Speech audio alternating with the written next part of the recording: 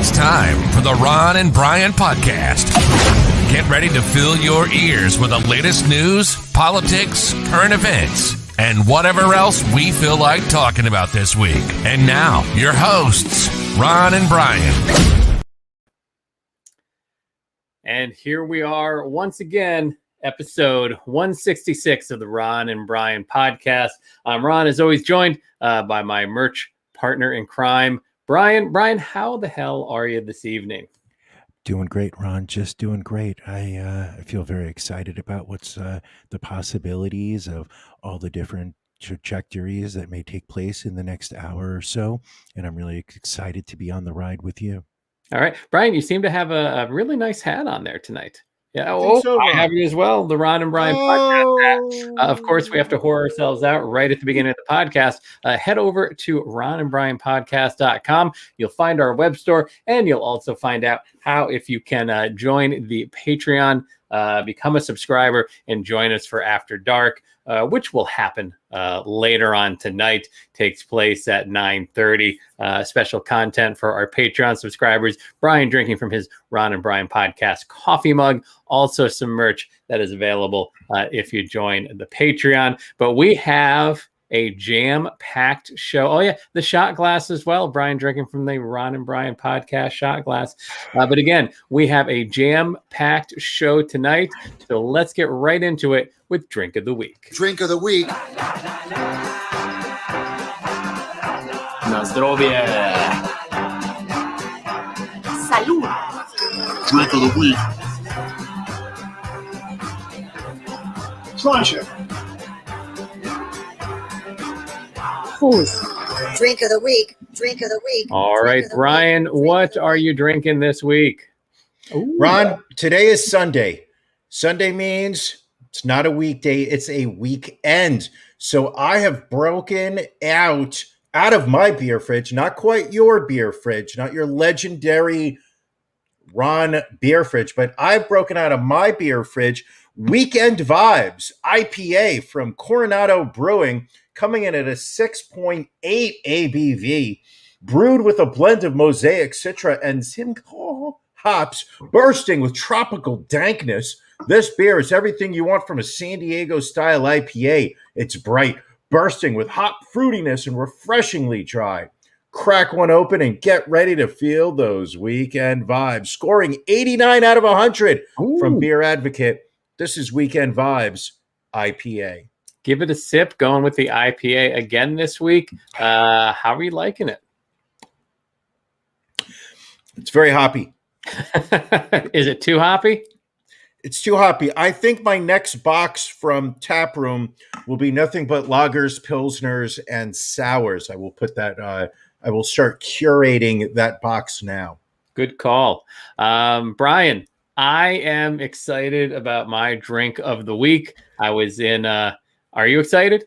I'm excited about your drink of the week. So I was up in upstate New York this weekend. The Wegmans up there has a ridiculously good craft beer selection. So I was able to snag for myself from Captain Lawrence Brewing Company out of Elmsford, New York, their limited edition collaboration with Carvel. It's Fudgy the Beer. This stout style ale is made with the Carvel legendary chocolate crunchies, fudge, and ice cream. This is the second year that I believe they've been doing this. It clocks in at 6%, scoring 85% from Beer Advocate, so close to your Weekend Vibes IPAs. But take a look at that pour. Got a nice dark body to it. So let's see if this is worthy of the Carvel name. Oh, that is so dark. That is such a dark beer. Oh, it's good. Oh, walk me through it. What flavors are you tasting when it enters your mouth? What do you taste when you swallow it? What are the after notes? It is chocolatey. You're definitely getting the chocolate notes. You are getting the creaminess from the ice cream. You're getting the fudge. This is one of the few beers I can say actually tastes like what they are trying to emulate. The Fudgy the Whale Cake from Carvel, from your participating Carvel ice cream dealer. And is there really anything better than the Carvel chocolate crunchies? Well, obviously the rest of the cake, Well, yeah, true. right? Yes. Were you more of a Fudgy the Whale man or a Cookie Puss man? I was happy with whatever anybody put in front of me. Not gonna lie, I was. It wasn't one or the other. Okay. You're not a ice cream snob, is what you're telling me. Oh no, I am a happy little kid if you put ice cream cake in front of me. And especially again with the crunchies inside of it, like just a plain Carvel sheet cake with the chocolate crunchies on the inside, little vanilla, little chocolate, little frosting, makes for some good stuff. But again, if you are able to get the Captain Lawrence Fudgy the Beer, I would highly recommend you pick up a 4-pack of this. Fudgy the Beer. When did they go down to 4-packs? I'm sorry, maybe I'm just an old curmudgeon, but I remember 6 packs of beer. Now 4. What happened? What I think has happened is there has been, and again, you have to blame everything on COVID these days. Breweries are having a very hard time getting 12-ounce aluminum cans. So a lot of the microbreweries have been forced to shift to 16-ounce cans. And therefore, I think they feel if they do a 6-pack of 16-ounce cans, the price point may be too high for the consumer. Got it. So they're doing the 4-pack. See, my personal problem is the 12-ounce can fit perfectly in my rectum. Like it was a little bit of a grunt upon stretching out the muscle, but right. These 16-ounce cans, they hurt it's not a comfortable fit anymore. You know what you need, my friend? Practice. A little bit of knowledge I just threw on you there. All right, coming up next, it's This Week in Racism. This Week in racism.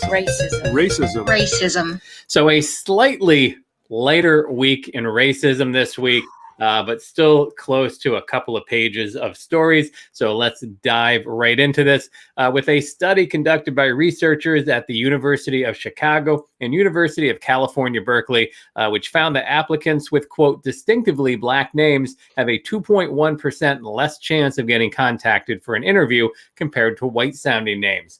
The study was based on more than 83,000 entry-level job applications to 108 Fortune 500 companies in the United States.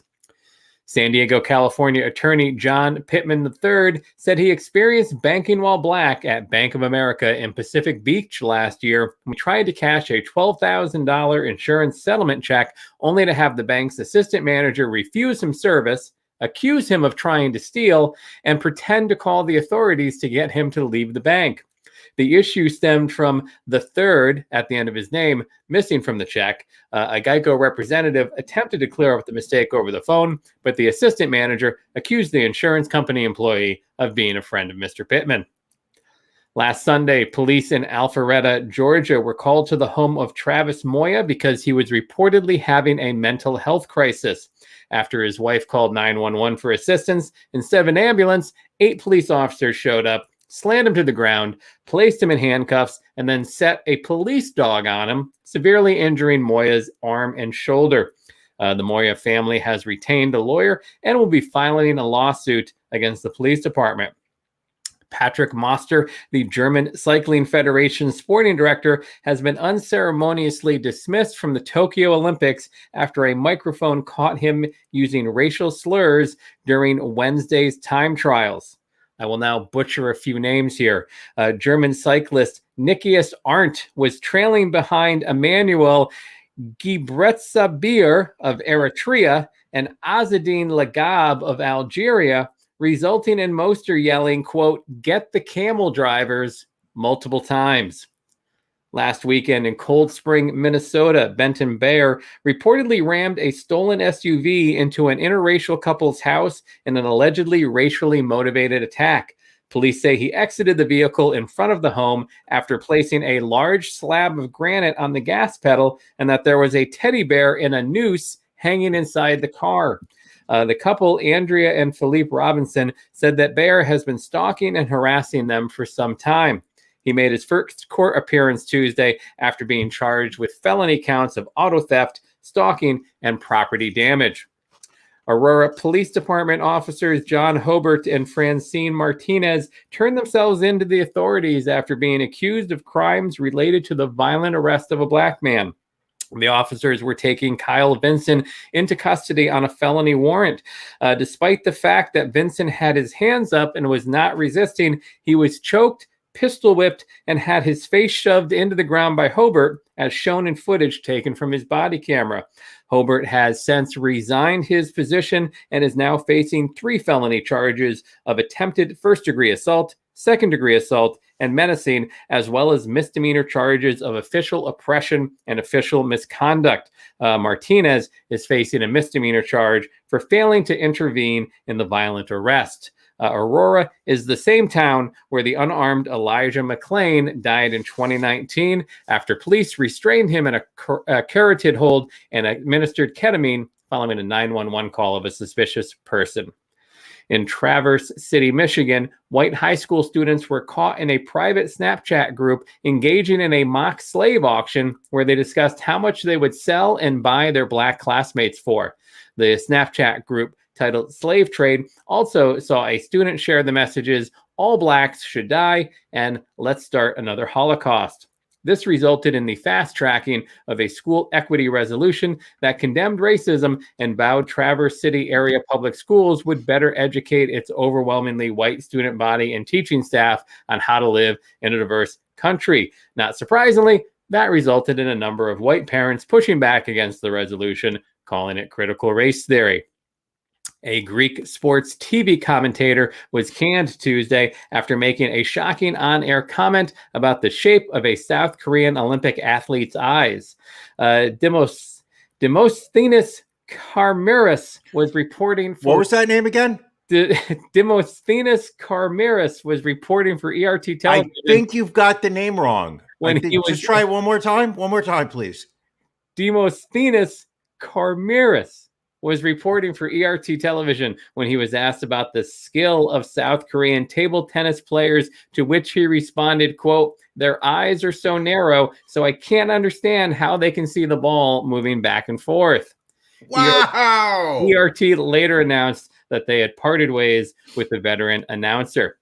An indigenous woman went to TikTok to showcase what she characterized as a racist call to the police by a white man concerned that he was witnessing a crime. Specifically, he thought the TikToker was stealing from a car, but it was actually from the car that belonged to her.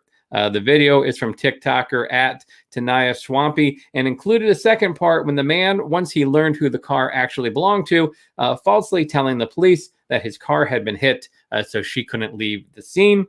And finally, a black woman delivering hair products to her clients at a local park in Sacramento was accused of selling drugs by a white woman in a recent video that has since gone viral.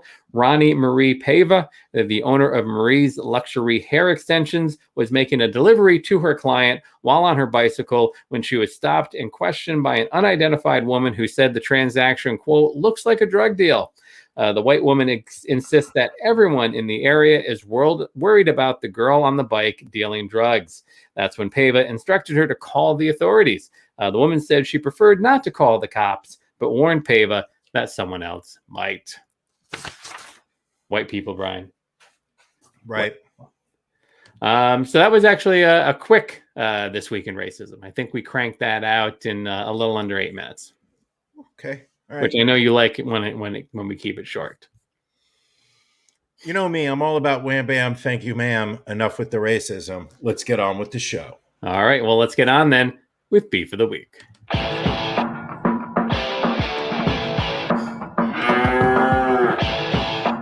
Ron and Brian's Beef of the Week.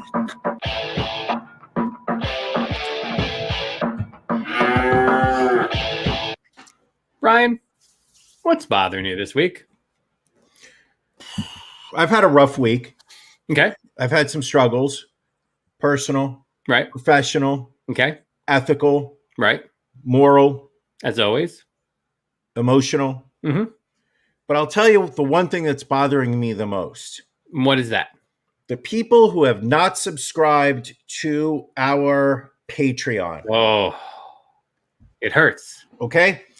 They are missing out on so much incredible content that I feel that these are the willingly ignorant walking the streets of this country, of this world, when it would be so easy for them to sign up. We have multiple different levels that they could come on in at, as low as what are our tiers? $5 is As the low as aluminum $5. tier. Yes.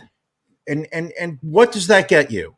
What does that get you? It gets you so much. Well, I guess people will just have to go to ronandbrianpodcast.com and find out exactly what that gets you. And the thing that really bothered me was the last week we had our monthly pajama party, Right. where our Patreons are invited to come on, to join us, to be part of the show.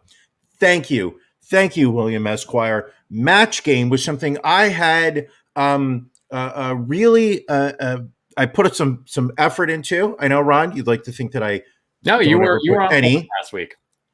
But Match Game, I mean, so basically our Patreons were able to come on. They competed against each other. Ron was the celebrity guest, you could call it, I guess. So what do we have? We had 10 questions. I'm going to give you just a couple samples of the types of lines that people had to try to match with Ron. Here's one. Alfred just invented a talking scale. When his 300-pound wife gets on, it yells blank. Here's another one. Giovanni said, I knew Stella was the girl from the moment I smelled her. She was wearing that perfume that smelled just like blank. I mean, this is the kind of fun stuff that we have week in, week out. Not a lot of money. $5 gets you the ability to listen to on audio. $10 gets you the video. Gets you the video file. It also allows you, every week you receive a link. You can stream live with us. $10 a month, $2.50 a week. That is not even a coffee at Starbucks. People, you're missing out. There you go. I mean, everybody says we want to hear Ron get more sexual. Ron doesn't get sexual enough during the podcast. You know what, people? He does during After Dark. After Dark, yes. That's when we save that saucy material for. Ron? Yes. What's bothering you? So my beef this week, Brian, is with people that stay in hotels that are inconsiderate to other people staying in those hotels. So okay. I mentioned I was up in Syracuse this weekend, visiting the family, staying in a hotel up there. And on Friday night, woken up multiple times between midnight and 2 a.m. With people in the hallways being loud. Lots of shenanigans going on. Speaking with the general manager the next day, he was telling me how he had to kick multiple rooms out, call the police because people would not leave. It's an extension of how horrible people are treating service industry folks. They're renting hotel suites. They're having parties with 40, 50 people in there, threatening the hotel staff. It's just not cool. Just not cool. So I have a question. Where did this take place? And I guess my real question is, are these kids? Are these college kids? Are these adults? Are these trash people? These are young adults, not college kids, but adults renting rooms, throwing parties. Yeah. That's when you know that we have gotten old, because we used to be those kids. We did. Making noise, not caring, just being loud, living in the moment, having fun. And now we're the people that sit there and say, ooh, there's probably somebody sleeping right now. I'm just gonna turn my music down a little bit. Be respectful, Brian. Respectful to those people. Again, we talk about the social contract. It's about being respectful to the people around you. It has fallen apart during this pandemic. Now, the question I have for you is: was this upstate New York? Was this local upstate New York? Now, do you feel that this has something to do with the college town that you were staying in, or was this? This is an issue that we are seeing in various parts of the industry. It's an ongoing issue. Have you started to provide tasers to the staff? I don't believe we're allowed to actually tase our guests. What happened to the idea of body cams? For hotel employees? I don't think Yes. that's been pushed through at this point. You know, we spoke about body cams well over a year ago. We Maybe did. 2 years ago. I remember saying that everybody should have a body cam on them at all times. I believe, And that but that was more for all people. Yes, you did say all people. You are correct. So I apologize. Yes, it should start with the first responders, and then it should go to all humans with a live streaming feed of our body cams available on patreon.com/Ron and Brian podcast. All right. Speaking of that social contract falling apart, we are continuing to see that. And that is why we had gotten away from covering COVID stories. But COVID is back with a vengeance. The Delta variant taking hold, cases spiking in states, deaths on the rise again, stupidity flowing through a number of areas of the country. We're going to start, however, in Tennessee with Pastor Greg Locke. He's got a church there, Global Vision Bible Church. Last week, he said that if his parishioners start to show up with masks, that he will ask people to leave. A statement which was followed. That's very Christian of him. Yes, I'm sure Jesus would have said, "Hey, that fucker back there's got a mask on. Get him the fuck out of my house of worship, piece of shit." And then he doubled down. So last week he had a 5-minute diatribe where he denied the existence of the Delta variant.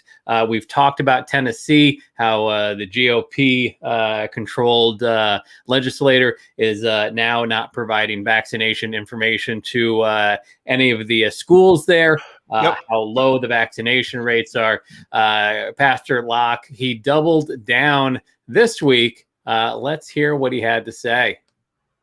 The Delta variant was nonsense then. It is nonsense now. You will not wear masks in this church. You will not wear masks in this church.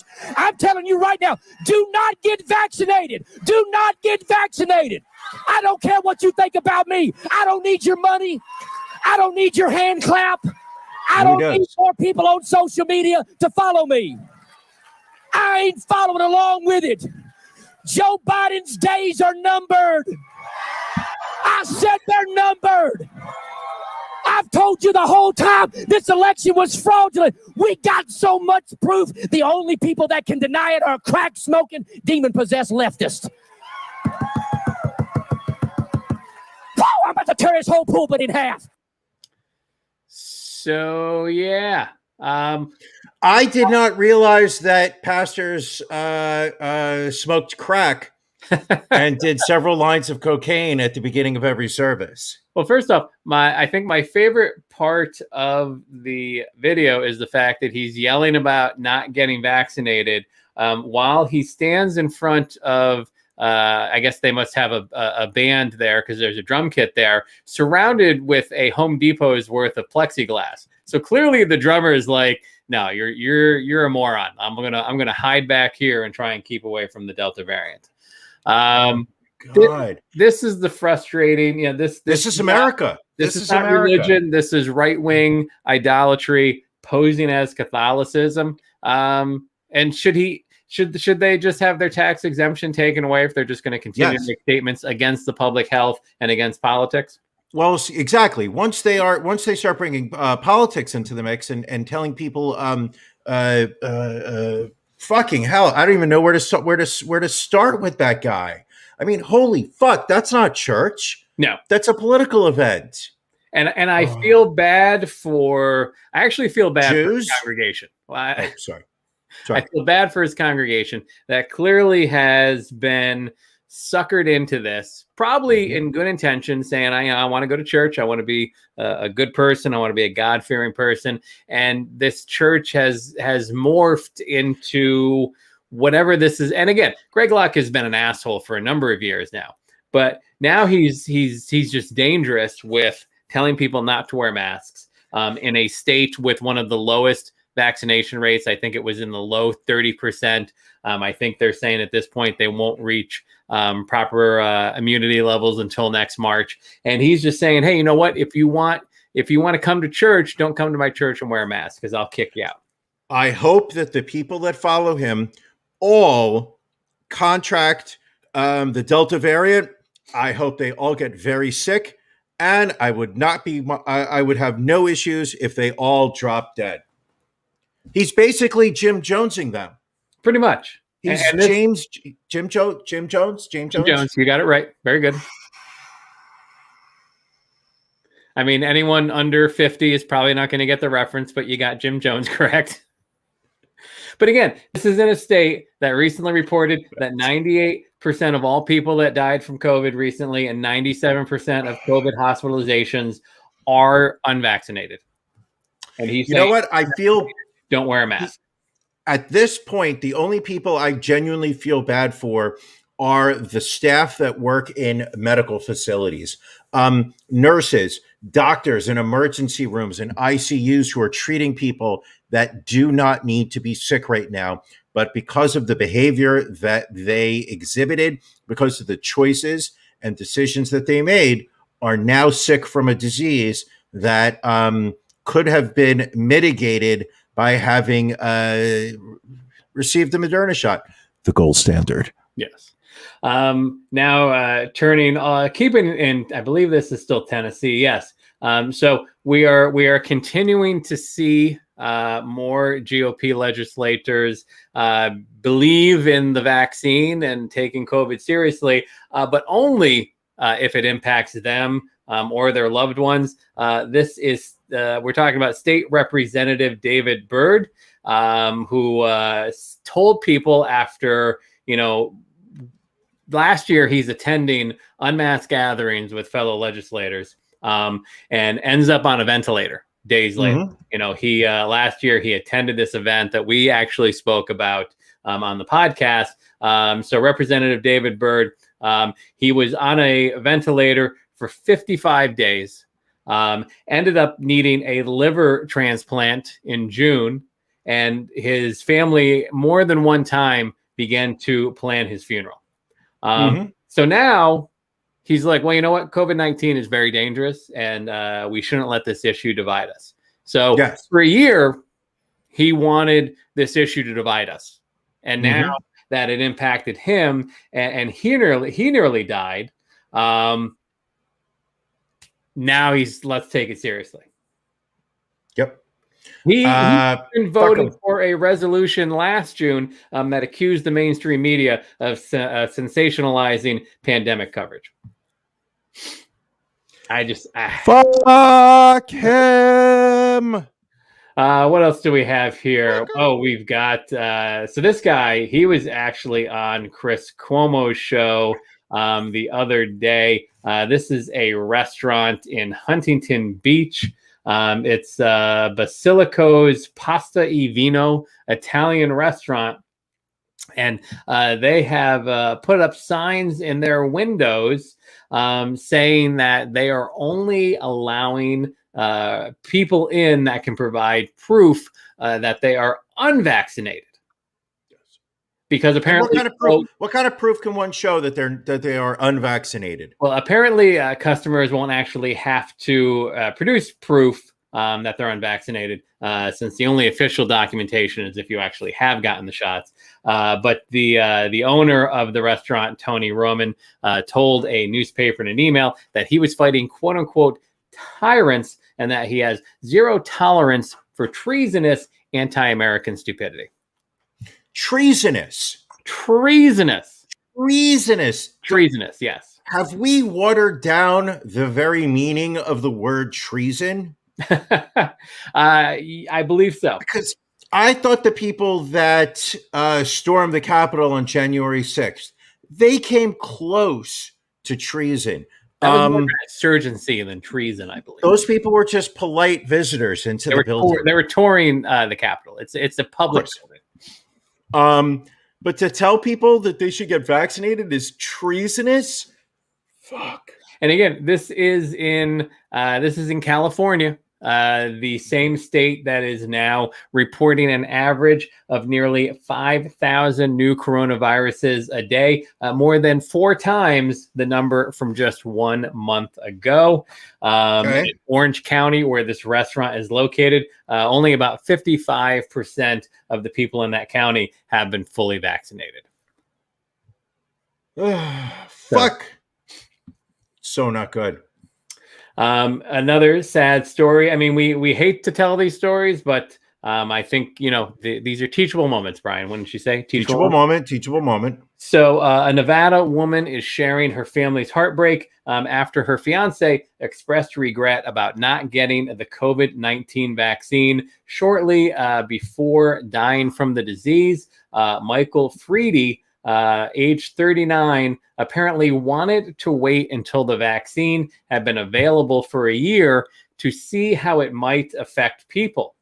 But shortly after he and his fiance, they traveled to San Diego for a vacation with their 5 kids, ages 1 to 17. Freely apparently fell ill from a bad sunburn and had to enter an ER. From there, he tested positive for COVID, and things went downhill. He contracted pneumonia in both of his lungs. He had to be placed on a ventilator and forcefully sedated. His fiance said that his last text to her was, "I should have gotten the damn vaccine." Yep. Regret. Yes, exactly. So since then, his fiance Jessica Dupreez has since gotten her first shot of the vaccine, and her oldest child has gotten that as well. And with that, once depending on did the article say whether she received Moderna, the gold standard, or whether she received Pfizer? It does not say, but one would hope. Again, this being a teachable moment, that she would have, in getting the vaccine, gotten the best one, which is Moderna. The gold standard. The gold standard.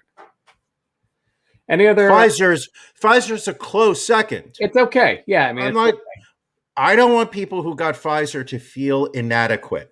I don't want them to feel less than. But statistically, and this is true in every report I have read, and let's be honest, we have monitored this pandemic very closely. Every report I've seen, it's very clear that the statistics are backing the fact that Moderna, the gold standard, is the champagne of COVID vaccines. Yes. Finally here, producers of Broadway shows are adjusting their reopening plans that they're now going to require all audience members, as well as anyone working at the theaters, to be vaccinated. Brian, your thoughts? All right. I'm conflicted, though I know exactly what side I'm coming down on. I do feel that people have a right to decide whether they want to get vaccinated or not. I believe that there should be consequences to those decisions, regardless of what side you fall upon. There's no such thing as a 100% on any conundrum, if you would. However, I'm perfectly okay with a private organization that is not dependent on government funds in any way to make a decision as to who they want to allow and who they don't, especially when it comes to public health matters. If you remember, and I try to be consistent about this, regardless of how repugnant it is, I was in favor of the small town bakeries that did not want to make a cake for a homosexual wedding. I was perfectly fine with that. I believe a private business should be allowed to do that, and I also believe that everybody in that neighborhood that doesn't agree with those with that viewpoint should absolutely support a competitive bakery and to put the bigoted bakery out of business. In this case, I absolutely think that it is perfectly fine for a Broadway theater to say we are only allowing vaccinated people in. However, I would like to take it a step further and say that what we should do is not only not allow people who have Johnson & Johnson and that mock shot that they get, what I would like to call the control group or placebo. But I also believe that we should have Pfizer only and Moderna only Broadway theaters. Clearly, the better shows end on Moderna, the gold standard. Well, in the meantime, if you are planning on going to Broadway as it reopens, in addition to being vaccinated, you will be required to wear a mask inside the theater at all times, except when eating or drinking. If you have children under the age of 12 who are not yet eligible for the vaccines, or you are a person with a medical condition or religious belief that prevents vaccination, you will need to present proof of a negative COVID-19 PCR test taken within 72 hours of the performance. Wait a second. So they're letting unvaccinated people in? If they can produce a negative COVID test, yes. God damn it. I thought it was only people who were vaccinated. Well, again, that's a false headline. Again, if for a medical reason or a religious reason they can't do it, those individuals will need to provide the negative COVID. So anybody can just say, oh, I have a religious exemption. Here's my test. I mean, they could say that because that gets tough to prove, but at the end of the day, they still have to provide the negative COVID test. Which is why I say we should have a Moderna-only Broadway theater, only the best of plays for the best vaccine. All right. Brian, talk to me about New Jersey and what's going on there this week. Listen, we all know how much of a fan I am of the Garden State. This past week, Governor Murphy... Yes. Governor Dale Murphy announced in New Jersey that they are going to be renaming the rest stops on the Garden State Parkway after inductees into the New Jersey Hall of Fame. So there are about 9 different rest stops on this highway. They are now going to be renamed, and here are the people in New Jersey that they've named them after. James Gandolfini. Okay. Who did one good role. Okay.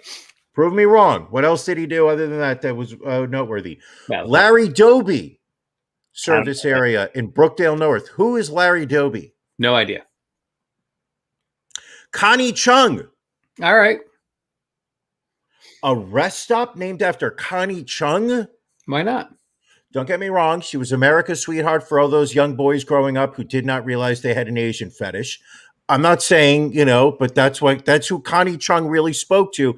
I don't know that she deserves her own rest stop name. Then we've got the Whitney Houston service area in Valhall. You can't have any argument against that. Well, will they be smoking crack in the bathroom? Wow. Go on. John Bon Jovi in Cheesequake, New Jersey. That will be the name of the new service area, the John Bon Jovi service area in Cheesequake, New Jersey. Is it named Cheesequake? I feel that's not the name. That is the town, All right. Cheesequake, New Jersey. All Prove right. me wrong. Oh, Larry Doby was the first black player in the American League. Thank you, William Esquire. That actually helped the show. Then we've got Judy Blume, service area in Monmouth. Now, I'm not sure what your reference point to Judy Blume was, but she taught me about girls' periods. Okay. I think she taught a lot of people about that. And I did not learn much from it. Going into sex ed, I realized that I learned a heck of a lot more in school than reading one of my older sister's Judy Blume book. Then in Forked River, New Jersey, we're going to have the Celia Cruz service area. Celia, that one I'm drawing a blank on as well. Who is Celia Cruz?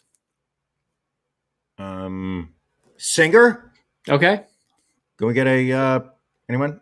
Could be. Bueller? All right. Bueller? In Atlantic, New Jersey, Frank Sinatra service station. Oh, come on. That's a given. You can't have it. You can't have an issue with the chairman of the board getting his own rest. No. That man is a god. Then in Ocean View, we have Toni Morrison service area, American poet laureate, Toni Morrison. And the list is suspiciously missing one person's name. One person from New Jersey that everybody thinks of when they think of New Jersey. Would that be Joe Piscopo? Nope. Then I don't know. I'm drawing a blank. the boss. Oh, Bruce Springsteen. He doesn't get a rest stop named after him? Apparently, New Jersey does not feel that the boss is warranted for a rest stop. Because when I need to go take a dump after eating Taco Bell at the John Bon Jovi's rest stop in Cheese Quick, New Jersey, and I need to take a dump, I want to go to the Bruce Springsteen service stop. Have you ever taken a dump in a rest stop? The answer is probably yes. Apparently, Springsteen said he did not want a rest stop named after him. Sure, of course. Because he's classy. Because he actually is the only thing about New Jersey that's not New Jersey. Do you think it's because he got that DWI, that false DWI in New Jersey? And he's like, you know what? Screw you, New Jersey. I don't want a rest stop named after me now. Bruce Springsteen gets a state park named after him. That park that he was arrested in should be renamed after him, not a rest stop where people are debating whether to get Sparrows or McDonald's while they just smell their fingers as after they walked out of the bathroom. Well, Brian, I think the only state you have more disdain for than the state of New Jersey is the state of Florida. Would that be correct? And so, but the state of Florida, shockingly enough, there is a new snake appearing, referred to as the penis snake. We are throwing a picture of that up on the screen right now. If you're listening to this podcast, this is why you should turn into YouTube, Facebook, or Twitch. So this is... and normally, I'd like to point out, normally this is something we would hold back for After Dark. Right. I've seen that in several movies. I did not know that this type of snake was used in adult sex movies. I had no idea. So this is a caecilian, again, also known as a penis snake. They had captured a 2-foot long one of these near Miami International Airport. They apparently couldn't keep it alive. It died of starvation. Did it die of starvation because they extracted it off of Lexington Steele's body? I'm not sure, but it confirmed, DNA analysis confirmed that it was a caecilian. This is a virtually blind, legless amphibian that typically resides in the jungles of South America and Asia. Primarily in Venezuela and Colombia, has never been observed in the U.S. before. That's not true. I observed it once. One time I was coming home from a Yankee game. I was on the 405 going down Lexington Avenue. A man got on at 125th Street, took his pants off, and I saw one of these snakes. Okay. Well, anyway, these even though these can grow up to 5 feet long, this creature does not pose a threat to humans, except maybe Brian when he's coming home from a Yankees game. By the way, if you rub the tip of it enough times, a little white stuff comes out. Good to know. Also this week, we had a scare with one of our favorite actors, Bob Odenkirk, being rushed to the hospital. Bobby O. Set of Better Call Saul recording its final season with what is being referred to as, was it a heart incident? A heart event. A heart event. A slight heart event, which to me, I don't know how the fuck that's not called a heart attack now. Now everything has to be renamed. Hence, the delicate public gets the wrong idea. I mean, maybe it wasn't a heart attack. Maybe it was a heart murmur. Maybe it was a arrhythmia. Maybe it was angina. Could have been a lot of different things. We just saw a penis snake. Now you're talking about anginas. We're going to have the sex trifecta in a couple of minutes when we start talking about butt stuff. Hey-o. What else we got? Celebrity obituaries. We lost a few. Former Slipknot drummer Joey Jordison, dead at the age of 46. Were you a Slipknot fan, Brian? No. Okay. No, I always felt that it was a metal band for garbage people.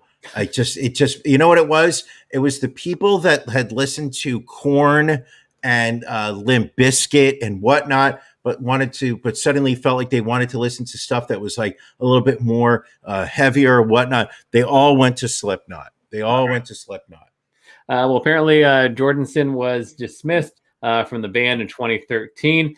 He was apparently diagnosed with transverse myelitis, a neurological condition that left him unable to play. No word if that condition contributed to his passing, as he died in his sleep Monday, again, at the age of 46. Another musician that we lost here, Dusty Hill, the ZZ Top bassist, passing away at the age of 72.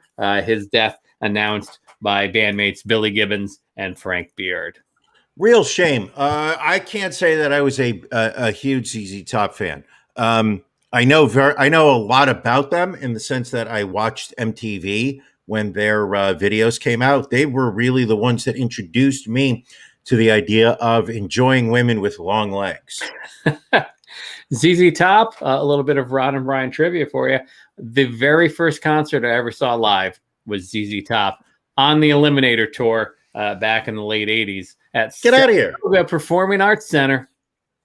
SPAC on the lawn. Actually, I had seats inside for that one.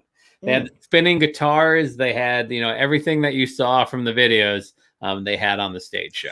Now, do you know if he was touring with them up to this point? Because I kind of noticed, I saw a couple of videos on Instagram.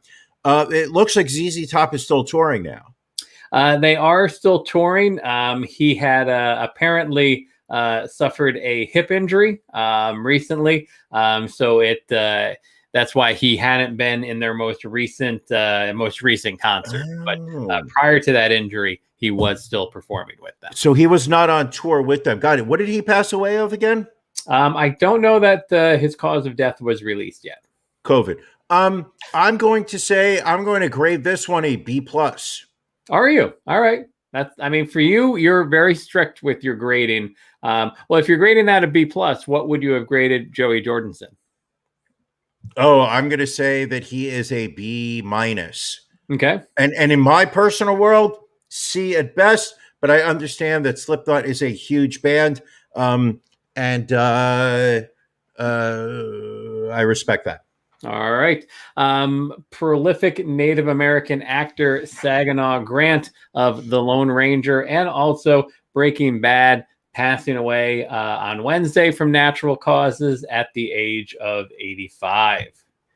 He was also in The World's Fastest Indian, had a stint on the 93 CBS series Hearts of the West. Played a truck driver in the Ozymandias episode of AMC's Breaking Bad. I remember him. He was good. He was a great actor. The role that he had in Spartacus, I believe, the defining moment in his career, him and Kirk Douglas have that famous fight scene, and his dramatic range really was captured in that movie. All right. And then finally, Ruth Pearl, mother of murdered journalist Daniel Pearl, Murder at the age of 85. She had, after her son was kidnapped by Islamic militants back in 2002 and beheaded, she pushed for justice for her son. So a very sad story. Did you watch the video of him getting beheaded? I know we've talked about this before. Yes, I did. He was a game changer when it came to the internet. Well, that video was the first mainstream internet murder. Everybody, and when I say everybody, meaning me, ran to the internet to try to find a website that would be willing to host the video of Daniel Pearl reading his statement and then getting his head sliced. Is that really the right phrase? I would say so. That was on ogrish.com. Oh, remember that website? Did I love Ogrish? Wow, that is a blast from the past. Whatever happened to that website? I mean, I think eventually it just got taken down because of the content it was sharing. Oh, Now you have to go to the dark web to find that kind of stuff. Oh, I love the fact that it literally had everything that was great, and then they would all then just to pay their bills, they would slip in a porn link. just to throw that in there every now and then. So it would just be like a video of somebody on like in a Brazilian favela getting their kneecaps destroyed with a hammer, followed up by a woman in Thailand being attacked by 4 of her co-workers with knives and machetes, and then it would be a link about a poor girl who fell asleep at a frat house and the party ensued. Click link. And then sometimes you would click the wrong link and you would be watching this poor girl at a frat party, but it looked like she was a porn star because you had seen her in a couple other videos online. But I feel like I am giving too much information about myself and things are just starting to get weird. A little bit. One of the other big stories of the past week, Simone Biles over at the Tokyo Olympics opting to remove herself from the team competition and has also been removing herself from the individual competitions as well. Initially, it was uncertain as to whether it was a mental health issue or a medical issue. It came out later after she made the announcement that it was more of a mental issue, something called twisties that she has gotten in the past. Which causes it to actually be dangerous for her to perform some of these routines as she kind of loses her bearing when doing some of these twisting jumps and vaults and motions that she does. Now, is that related in any way to Twisties, which the major adult film studio that produces its own content? Twisties.com? I don't believe it has anything to do with that at all. So people have definitely been coming down on both sides of this issue. Some praising her for having the wherewithal to remove herself from a potentially dangerous situation, knowing that it's on the highest stage of all, and others mocking her and deriding her for leaving the competition. Brian, where do you fall in all this? I fall in the middle. Okay, which is that it's once again another example in this country where people are defining this as a binary moment, meaning you can either hail her as an American hero for the importance of mental health, or you are allowed to bash her as a embarrassing quitter, and that you're not allowed to have a gray area. You're not allowed to see a little bit of both sides. I absolutely believe that if she physically can't do the job of gymnastics, therefore she should step down.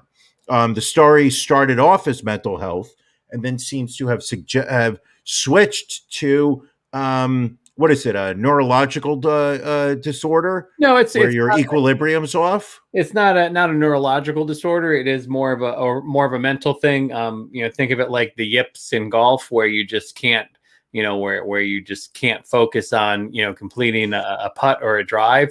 It literally is a case of, where, and it's not just her, it's other gymnasts have talked about this, where, you have trouble figuring out where your body is in relation to the ground when you're in the air.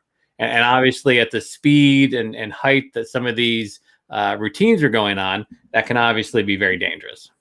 So this is like Chuck Knobloch not being able to throw from second to first. Exactly. Very similar to that. Why is it that we mocked Chuck Knobloch back in the late 90s, but somehow we're expected to put her up on a pedestal?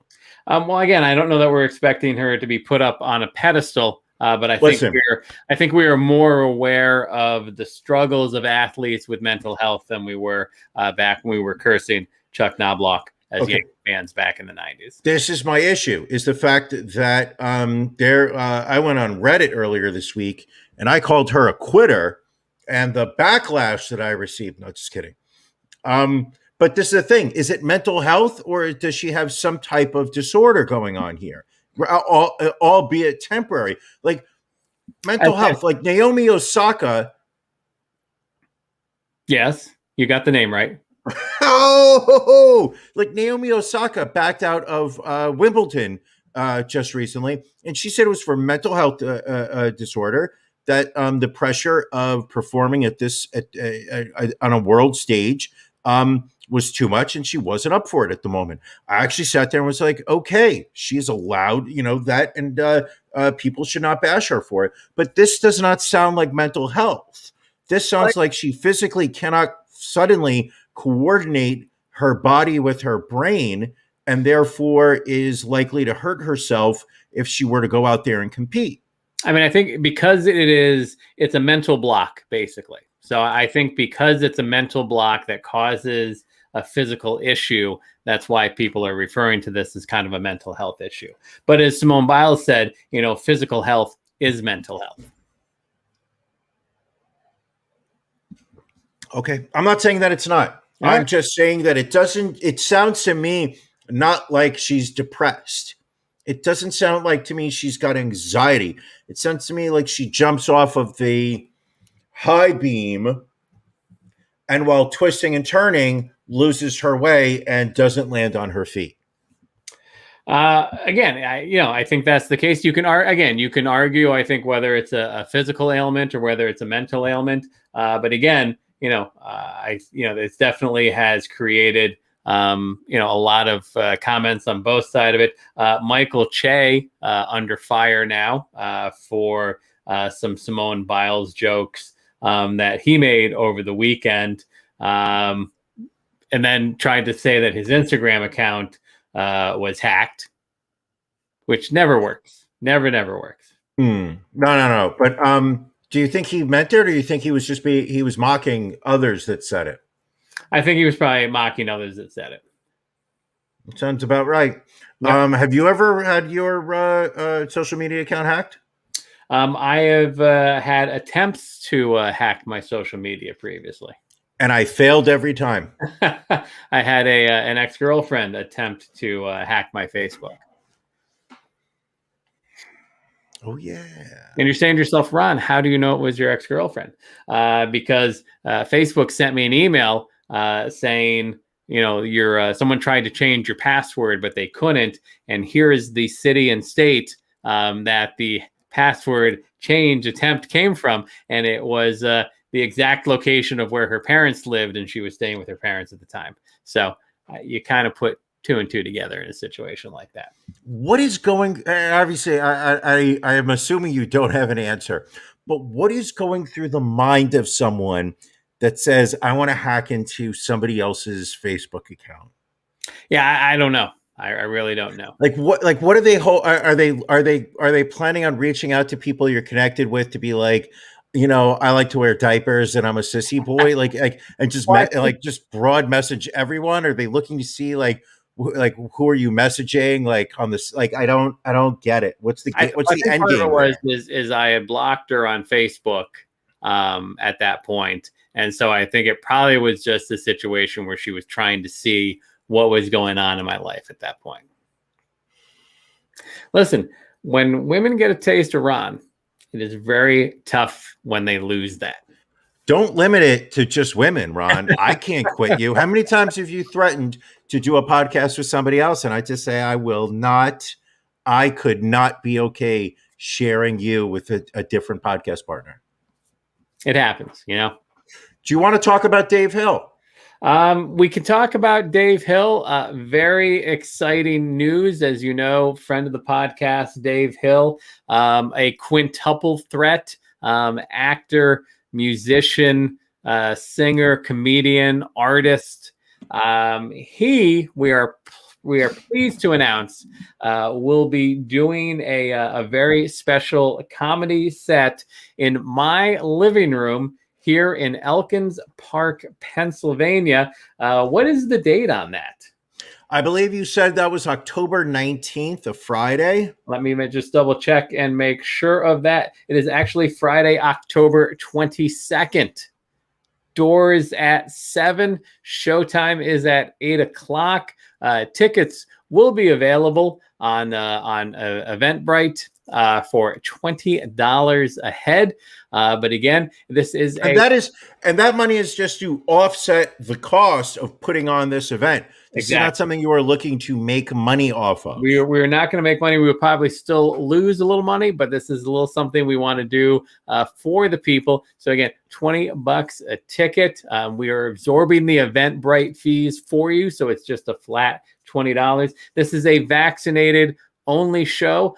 Obviously, we prefer the Moderna vaccine, the gold standard, but we will accept those with the lesser vaccines as well. The shit standard. And again, much like Broadway, if you have religious exemptions or medical exemptions, we will just require a COVID-19 PCR negative test within 72 hours. No. We are not allowing unvaccinated people, regardless of religious status. If you are unvaccinated, you are not allowed in Ron's living room. You have not earned that privilege. I mean, it is a get the fuck out of here. All right, so vaccinated only. Brian has put the gauntlet down. So we will be sharing that Eventbrite link. It will be a true fully vaccinated event. Yes, and we will share the actual address with ticket holders prior to the show date. Again, all you need to know right now, it's in Elkins Park, PA, right outside of Philadelphia. Ron? Yes. Will you be doing any stand-up that night? You never know what might happen. We will definitely have a meet and greet with the hosts of the Ron and Brian podcast. You don't know what else might be happening. Ron does stand-up. He's concerned about excessive cat hair. I'm a little insulted by that. Brian, you have been to my home many times. What is one thing you can say about this house? That house is immaculate. I have never seen any type of excessive animal hair. There is sometimes an excessive amount of animals, but they are all very adorable. And for the most part, they avoid you. So Ron may have 7 cats, but only 2 actually will come out and look at you or interact with you. The other 5 will hide underneath beds. Well, and 6, we had to say goodbye to one. Guacamole? No, Loki.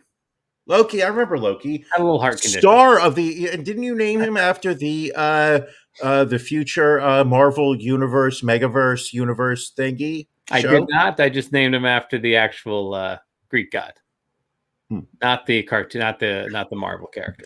Speaking of which, Ron, yes, what are you watching? You know what?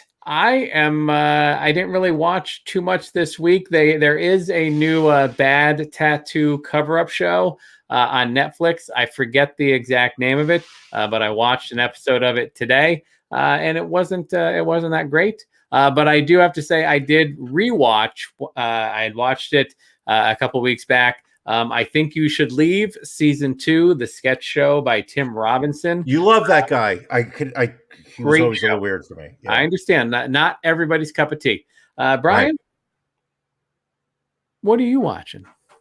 Oh, I'm working my way through Succession season 2 on HBO Max. All right. I think I have about 2 or 3 episodes left. It is a modern day Dallas, which take out the oil industry, take out the Texas twang of Larry Hagman, and suddenly you've got a faux Murdoch family, Fox News empire, the drama, the backstabbing. It's quite entertaining. I'm enjoying it. Also, and I highly recommend this to anybody listening or watching live right now, Woodstock 99, the documentary on HBO. I knocked out in one sit. It is not a it's not a series. It is just a hour and 55-minute movie. It is about the debacle of the concert that destroyed the Woodstock name. Obviously, they did a Woodstock in 1969. Free love. Then they came back 25 years later with Woodstock 94, headliners being Green Day and Nine Inch Nails. Good use. And then they decided, hey, listen, let's make some money. Let's do this on an Air Force base in upstate New York. And fucking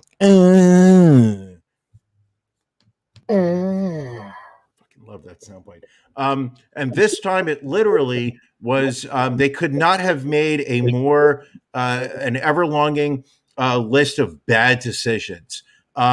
Instead of holding it on campgrounds, they literally took over a military base where everybody was fenced in. There was inadequate supplies, according to many. The choice of the musical roster was not mixed as it had been on previously the Woodstocks. It was very agro-centric. Okay. Was a term somebody had used, which I thought was very clever. But you had bands like Korn and Limp Bizkit. Now, people may be mocking Korn and Limp Bizkit right now in 2021, but in 1999, Fred Durst was the shit. Red Hot Chili Peppers, Metallica, Rage Against the Machine. Anyway, this was Northeast white male bro culture at its worst. The place got destroyed. There were riots. There were fires. There were deaths. There were sexual assaults all over the place. Literally brought out the worst in concert-going experiences. And 22 years later, they have not tried to do Woodstock again. That's actually not true. Didn't they try and do a Woodstock in 2019? I thought so, yes. And they just could not get secure a location, I believe. They just couldn't secure the fact that they just couldn't promise that people were not going to be sexually assaulted and raped. That kind of thing really is it's a high priority security wise for public events, and it feels like something Woodstock 99 kind of looked past. Also, going back to what you were watching a few weeks back, we had watched Marvel's Black Widow, which has now resulted in a lawsuit. Scarlett Johansson is now suing Disney over their decision to release Black Widow on Disney Plus at the same time as it hit theaters, a move that her team claims depressed ticket sales, which apparently a lot of her compensation was tied to the box office performance of Black Widow. If it hit certain benchmarks, bonuses would kick in. Since they have not, she has decided to sue. And how much is she suing for in terms of lost compensation? I don't $50 million.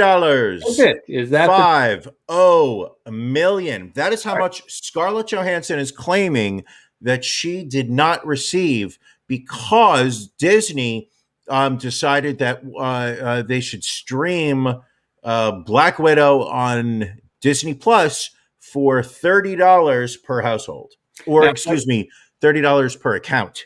Now, what is interesting, Warner Brothers, who, as you know, Warner Brothers, Jerry, sent their entire film slate to HBO Max during the pandemic. They ended up paying tens of $millions to actors like Will Smith, Denzel Washington, and Keanu Reeves because they were not able to release them in theaters. If successful, this suit could result in more actors looking to seek additional compensations for films. What I find stupid, or I guess, and I am not Hollywood. I'm not part of that scene. But I would like to be if they would have me, is that it feels like her expectations in terms of box office haul is based on pre-pandemic levels, where people are going to theaters left and right. The pandemic has wiped out the movie theater experience. I mean, the only thing interesting about the movie theaters right now is whether AMC is, selling stock or not. But keep in mind, they also postponed the release of Black Widow numerous times, waiting for theaters to reopen, and then they still made it available on their home streaming service. They couldn't wait forever because we all know that they needed to come out with the next movie in the Marvel. What is the next movie? I believe the next movie is that 10 Rings movie. What's 10 Rings? I forget the full name of it, but I believe now is that Captain America? That is not Captain America. Is that Thor? That is not Thor. Although there is that Spider-Man. There is a new Thor. There is a new Spider-Man coming up. There's a new Doctor Strange coming up. But this Doctor Strange. Benedict Cumberbatch. Is that when you go to a medical convention and cheat on your wife? Doctor Strange? That is not. Coming up this Friday, Brian, on HBO Max, the new entry in the DC universe, the Suicide Squad debuts on Friday. Will you watch the Suicide Squad? Only if I receive that assignment as part of my homework for the podcast. Brian, I would like you to watch the Suicide Squad and get your. Do I have to pay for it extra, or is it just part of my? It is part of your HBO Max subscription. Next question: do I need to watch the original Suicide Squad for reference? You do not. Are you sure? I'm positive. So you're saying a week from today, we're both going to be talking about Suicide Squad? We will, yes. And John Cena's in it, and I know how much you love his hairless, muscular chest. All right, anything else this week, Brian? Or are we ready to go get ready for After Dark? Yeah, After Dark. It is what we call our Patreon content. Every week after the podcast, Sunday nights at 9:30 East Coast time, Ron and I set aside the articles that would get us demonetized off of YouTube, that would get us banned off the interwebs. We put it behind the paywall. For as little as $5 a month, you get access to an audio version of the content that we're about to do. It's usually about 30 minutes, sometimes 45, possibly an hour. For $10 a month, you get the link to a live stream, or if you want to join later, you can download the video file. You get swag, you get bonuses. Billy signed up and is owed a slow jam, and stuff like that. All right. I don't know why. I don't know why more people haven't signed up. It's tough to say, but you will be missing out. So we're going to go get ready for that After Dark. Patreon folks, we will see you in about 18 minutes. Brian, anything else before we cut on out of here? Love you. Love you. All right. Love you, my friend. For everybody else, we will catch you next week.